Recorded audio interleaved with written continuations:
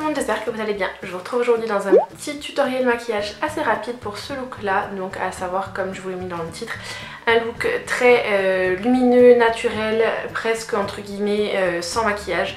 Façon de parler, c'est entre guillemets ce que j'aime appeler ça le moins en mieux. Si c'est un petit look et des petites astuces qui peuvent vous plaire ou que vous voulez voir comment j'ai réalisé, je vous laisse regarder la suite de la vidéo.